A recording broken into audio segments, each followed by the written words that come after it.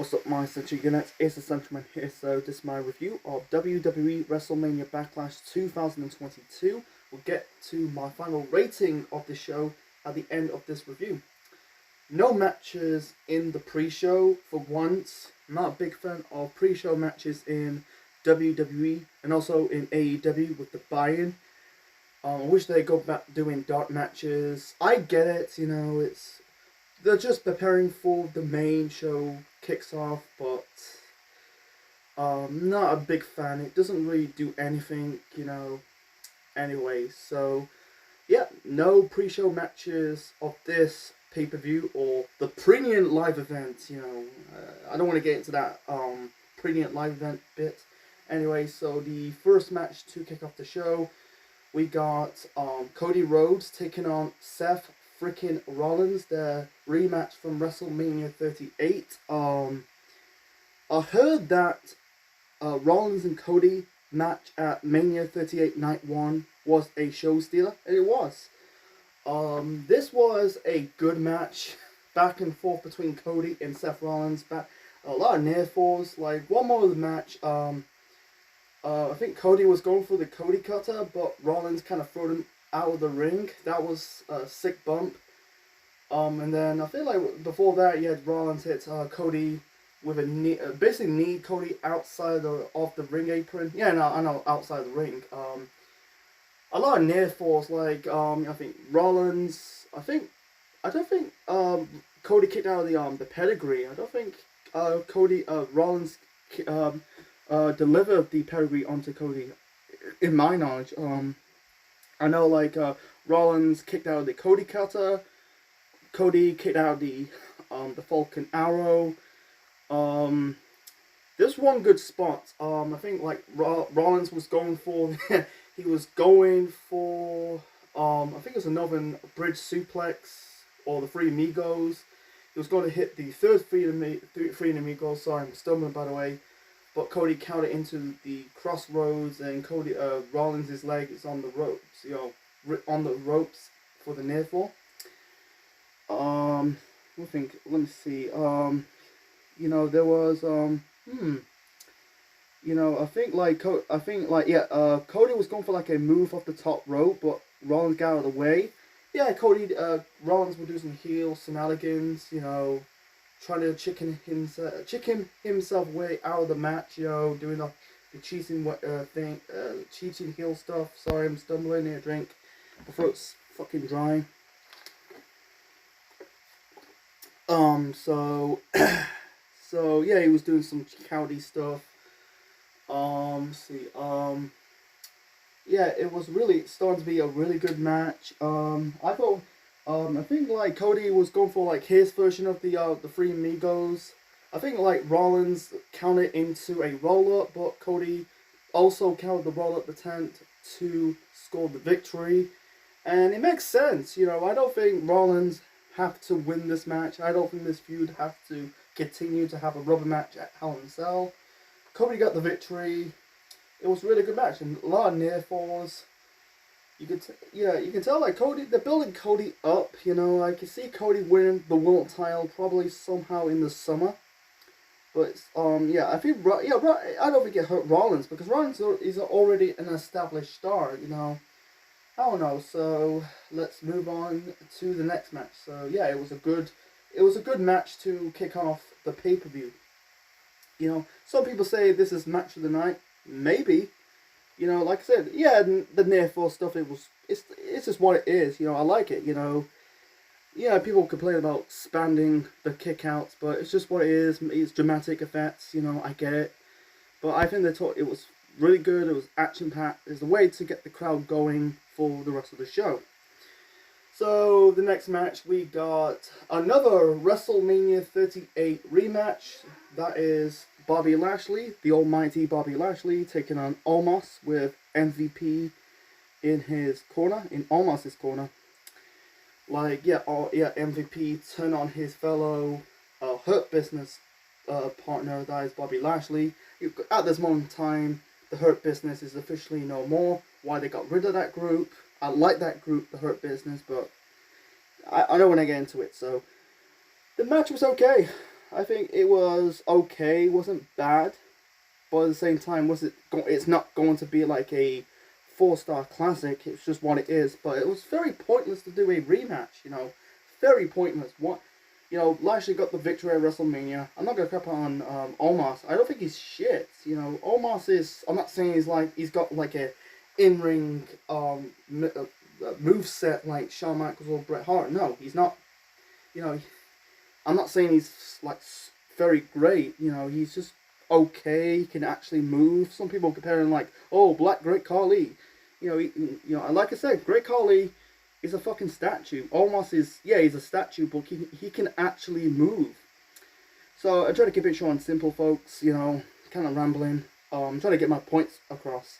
Anyway, so yeah, one more of the match you had. Basically, MVP, almost kind of like tied up in the ropes.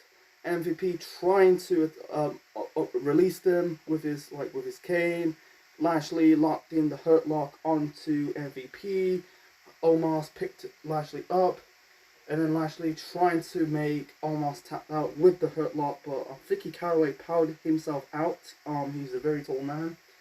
Trying to keep it short and simple. In the end, MVP hits Lashley in the face with the cane, and Omos hits his finisher for the win. So I knew that Omos would get his victory. And I guarantee they're going to do the blow-off at Hell in a Cell. Like I said, it's very pointless to do a rematch. So, it's why beats me. Let's move on. So, the next match, we got, I think it was Edge taking on AJ Styles. This was good. This was a good match. I like that match at WrestleMania. I think it was night 2 of WrestleMania. But I think it was night one or night 2. I think it was night 2 actually. But I like this match. By the way, Damian Priest is banned from ringside, but we'll get to that shortly. It was a good match. The bulk of the match, you had Edge working on the injured shoulder of AJ Styles. Like a lot of near falls. Before that, there was one spot like Edge kind of catapult AJ into the steel steps. That was like a scary spot, I thought AJ was going to get knocked out, but he survived. He was holding his shoulder. He was locking in I almost call it the cripple crossface. That's Chris Benoit's finisher, but he's locked in the crossface onto Edge. Edge, I think he kind of into the calf crusher. That was cool. AJ kicked out the spear. I think Edge kicked out AJ kicked out the spear, and Edge kicked out the Styles Clash. And then I think there was like the exposed turnbuckle. And I think AJ rammed Edge into the exposed turnbuckle, and I think AJ rolled Edge up. But that was a near fall. It was really back and forth. I think there was a suplex attempt. I can't remember. Try to keep it short and simple. Damian Priest. I'm not too sure Edge kicked out the phenomenal forearm attempt. I might be wrong. He did counter, Edge's, stopping AJ preventing of hitting the phenomenal forearm. AJ's phenomenal. Not phenomenal. The Styles Clash, it wasn't a normal one. He kind of like catapult Edge into the top rope, hit the finisher, and then that was a near fall. It was really good. I think one more of the match. I think AJ going after the leg of Edge, but that was a brief. In the end, AJ was going for like a move off the top rope, and then all of a sudden you had Damian Priest, who was banned from ringside. I thought he's going to interfere again, but instead Finn Balor. I'm guessing I don't know what the reason why Balor's. I think he said the beef with Edge and Damian Priest. Yeah, he had Damian Priest and Finn Balor punching each other. Then you got this mysterious person wearing black. Basically pulled Edge. Keep saying Edge. AJ off the top rope, and then Edge locked in the he was locked in the cripple crossface. Sorry, cripple crossface. Sorry, I'm stumbling. Tongue twisting moment. My apology. He locked in the crossface onto Edge. Why do I keep saying triple crossface? That's Chris Benoit's finisher. Or submission hold, I'm trying to say. So he locked in the crossface onto AJ, and AJ, actually turned it into a choke hold. So AJ passed out. So Edge won this match. So, and also the mysterious opponent, the mysterious person who held Edge won, was Rhea Ripley. With the black hair this time. Mostly her hair was blonde. I think it was a good decision. I heard that there's rumors that Rhea Ripley is going to be in Edge's group, and the rumors are confirmed. So Edge is 2-0 up against AJ Styles in this feud, because Edge won the first match at WrestleMania. Now he won the second match at WrestleMania Backlash. So what is the third match? I don't know. If they did the third match at if I wish they had AJ getting the victory and then the mysterious opponent, but instead, to keep the rivalry going, keep it alive. But how are you gonna do the third match? If AJ win the third match, I feel like AJ won the battle, but Edge won the war. So it's just kind of like, yeah. But I really like this faction Edge is doing. It's not like, I think it's a spin off his days with the Brood.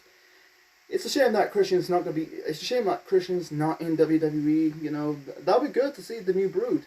Like, I don't know, it'd be a nostalgia act, but it'd be cool to see the Brood once again, and adding new members to the group. That'd be cool. Edge, Christian, Gangrel once again, Rhea and Damian Priest are the newbies. But that's not going to happen. So yeah, it's just, I can't wait. Hope they booked it strongly. I think Rhea Ripley at this moment in time, since she called up to the main roster, she was kind of like 50-50 booked. And yeah, she was going for the championship, but ended up losing it. Great example, losing the NXT Women's title to Charlotte Flair at WrestleMania 36 2 years ago. That was a bad decision. But yeah, she was going for the championship. Didn't won the title. I don't think she did won the title. I'm not too sure. I think she did, but that was maybe a forgettable run. And also the stuff with Nikki, almost a superhero. That's fucking stupid. Yeah, there were women's tag team champions, but that was forgettable as well. I think this new look for Nikki, not Nikki, Rhea, and this I think Rhea was better off as a heel than a babyface. So the next match, I don't know, I call it match of the night. This is an I Quit match for the SmackDown Women's Championship. Charlotte Flair taking on Ronda Rousey. I Quit matches, they end up going to be a hit or miss. There's some parts I really don't like. Like every time Ronda gets beaten up, and then you had the referee says, "What do you say?" And then Ronda says, "No." This is why people don't like I Quit matches in WWE. With the referee holding the mic into the opponent's, the guy or girl on the floor. It's stupid.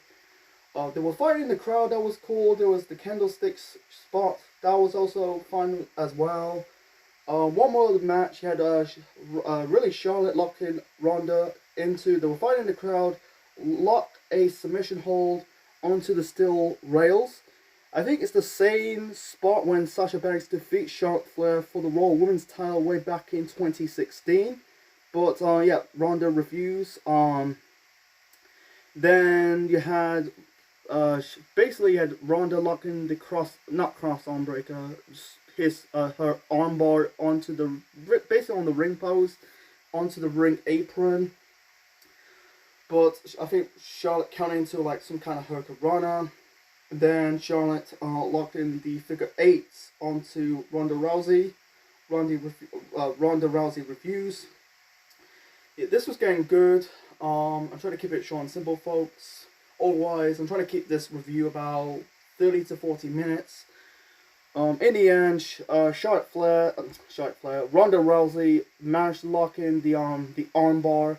Basically wrapped the chair onto the arm of Charlotte Flair, and Ronda just locked in the armbar. Charlotte not tapped out, said "I quit," and Ronda Rousey the SmackDown Women's Champion for the first time. She never won the title.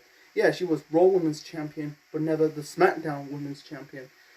I said it in my, I think it was night 1 or night 2 review of WrestleMania 38.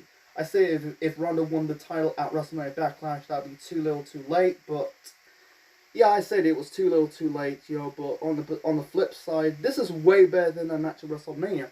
I think it was good, but it has to do with, I think it was night 1. Yeah, it has to do with the main event of night 1 of WrestleMania. It was the Kevin Owens show / Owens' match with Stone Cold Steve Austin. But and also later on the show that was it Kayla Braxton informed that Charlotte ended up. I don't know. That was literally an injury, a proper injury, or a storyline injury that Charlotte injured her arm while she's in the hold by Ronda Rousey. I think it's for the best. I think Charlotte's taking a break, maybe taking a break. I don't know what's the next challenger for Ronda. She needs a credible heel. Sasha, maybe. I don't think we're not going to see Bayley anytime soon because I think the SmackDown Women's division is missing Bayley. I like Bayley, but she's still not quite ready to be called up back to the main roster after her injury. So I can see Ronda have some filler feuds before facing whatever the next challenger. So that was match number 4. Match number 5, we got Madcap Moss taking on Happy Corbin. Short and simple. Match sucked. I was bored, completely bored, and don't give a shit about this rivalry between Moss and Corbin. Short and simple, nothing special. In the end, Moss rolled up Corbin for the win. So moving on to the main event. The main event, we had a 6-man tag team match. So I wish they swap matches around. I wish put the I Quit SmackDown Women's title match in the main event instead of this match. So yeah, it was a 6-man tag team match. We got the members of the Bloodline. That's the SmackDown Tag Team Champions, the Usos, the Tribal Chief. That is the WWE and Universal Champion Roman Reigns. They taken on the Raw Tag Team Champions RK Bro. That is Randy Orton and Matt Riddle and Drew McIntyre. I really like this match. This was a fun main event, back and forth. Really had the bulk of the match. You had the Bloodline working on Riddle, and then everyone get their moments. I think Drew hit the Glasgow kick onto, I think it was Jimmy OJ. And I think he hit the Claymore kick. I think it was on the Uso twins. Orton hit the RKO onto Roman Reigns. It got a super pop. That was cool, but when I say it, it doesn't feel like a normal RKO, but it's kind of like it's turned into like a stunner at one point. It looks like a stunner, but it is an RKO. He managed to hit the another RKO onto one of the Uso twins, but that was the near fall. I think Riddle hit the RKO off the top rope. Hit his floating bro off the top rope onto one of the Uso twins. That was also a near fall. This was really good. Roman hit like an Uninaki onto Drew McIntyre into the announce table. In the end, I think Roman hit the spear onto Matt Riddle for the win. Good match, but I think I'd rather have RK Bro and Drew getting the victory. I wish they, like I said, I wish they switched the match around, have Ronda and Charlotte main event of this show, and put, the 6-man tag team match in the middle of the card, make the fans go home happier. I think people will complain about Roman winning pay-per-view matches. Yeah, I understand. I don't think it's what's the last time Roman lost a match on pay-per-view? It's been a very long time, but yeah, he's on an undefeated streak. I get it, but I think Roman losing on this show won't hurt him because I guarantee they're gonna do Roman and Drew. That probably at Hell in a Cell next month, so it's just what it is. So anyway, so my final rating for WWE Wrestlemania Backlash 2022. I give it a 8.5 out. Actually, I give it boy. Actually, I give it 8 out of 10. Yeah, so I give it this show 8 out of 10. This was a strong show. The only thing in the bad has to be the Madcap Moss versus Happy Corbin match. The Lashley Omos match, it was an okay match. Wasn't terrible, wasn't great, but the 4 matches for me was good. Like the opener, Rollins versus Cody. I like AJ versus Edge match, that was good. I like the I Quit match, Charlotte versus Ronda, and the 6-man tag team match. So yeah, it wasn't a fantastic match, a fantastic show, but it was a fun show because so far the pay-per-views in WWE for this year they're okay. They're not bad pay-per-views, but they're just kind of weaker. I think this show, WrestleMania Backlash, and WrestleMania 38 Night 1 are the best shows of 2022 so far. You got a lot of pay-per-views to go. You got Hell in a Cell and Money in the Bank, that's in July. SummerSlam, Clash of the Castle.